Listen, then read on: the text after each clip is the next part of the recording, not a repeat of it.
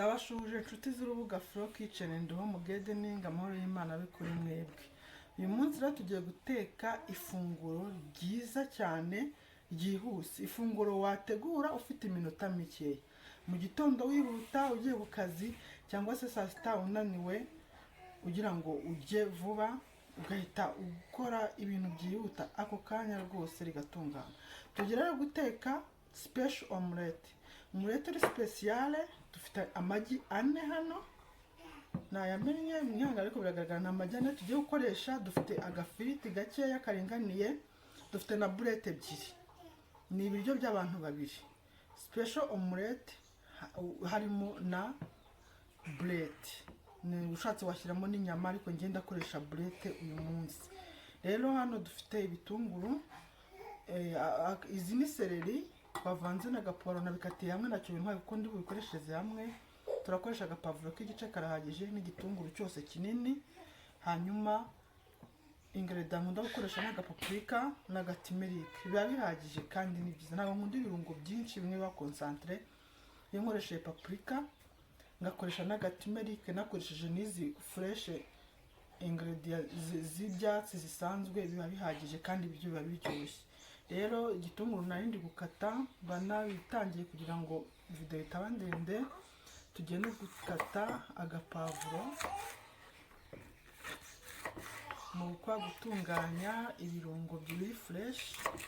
Ibyifu byo ntibigora, biba bisanzwe biseye, ugafata akayiko gusa kadaha. Rero pavuro yacu turakata dutoya turinganiye, ari duto cyane kuko ibi ngibi ntago bitinda gushya.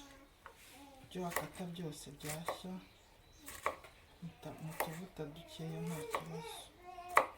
Hanyuma rero ibirungo byacu turakoresha biri fresh, birarangiye biratunganye.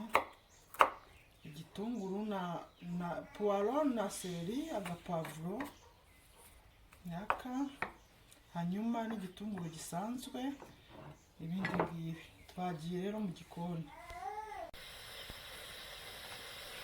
Tugiye rero guteka rya funguro ryacu. Turakoresha utuvuta duke cyane, duke rwose nk'uko nabibabwiye, nta mpamvu y'amavuta menshi. Duke duhishe ipanu turahagije kuko nibyo tugiye guteka, ntabwo ari ibintu bikomeye byo gutinza mu mavuta. Ngo biradusaba amavuta menshi.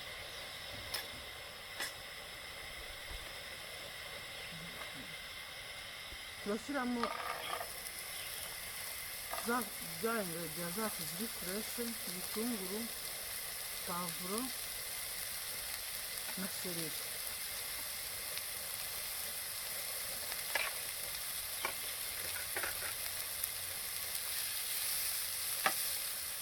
Umwanya mutoya kuko nabibabwiye, ntabwo izi ingredient za fresh, ibitunguru, udupavuro na seleri, ntabwo ari ngombwa kubivanga umwanya munini.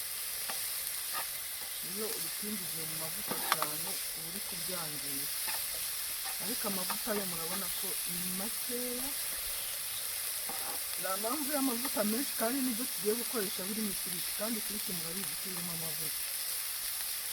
Nta mpamvu rero yo gukoresha amavuta menshi. Turakoresha twa turungo twacu, turashyiramo agapaprika gakeya, turakoresha duke cyane kubera ko ibyo tugiye guteka nabyo ntabwo ari byinshi. Agatimerike gake karahagije, 1/4 cy'akayiko. Hanyuma tuvane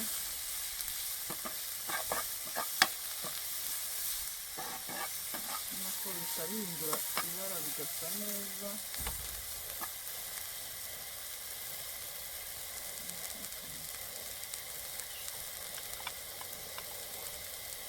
Turimo ka gafiriti kacu,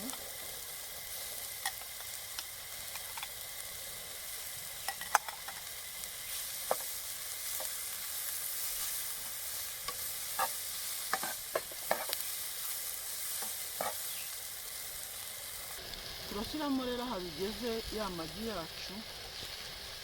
Murabyibuka ni amagi ane, ni ropa y'abantu babiri. Ntabwo dutetse byinshi, niyo mpamvu mubona n'uturungo nakoresheje ari dukeya. Ntabwo wakoresha ibirungo byinshi mu biryo bikeya. Akariro gakeya kubera ko muribuka ko n'utuvuta tuba twakoresheje ni dukeya.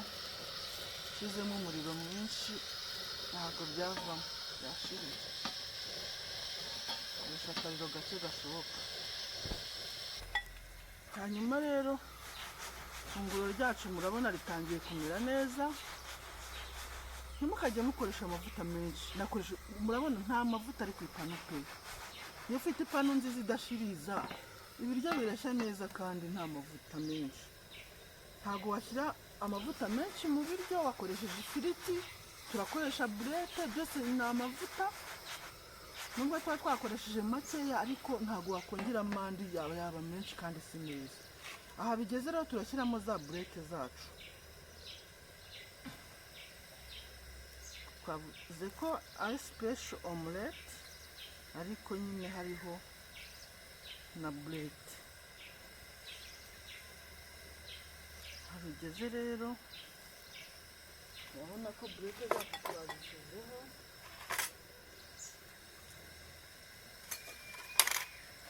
Tugiye kubibirindura kugira ngo n'izi burete nazo zishye kuko hasi hahiye. Murabibona hasi, murabona hahiye hameze neza. Tugiye rero no gushyira ku ipanu ziriya burete zirimo hasi, zari ziri hejuru kugira ngo nazo zishye. Murabona ropa yacu iri gutungana, iri kumera neza, hasigaye akanya gato. Nta yandi mavuta nongeyeho, si ngombwa kuko ibiryo bitetse ni bikeya, ntibitinda gushya rwose ku buryo wakongera gushyiraho utuvuta ku ipanu.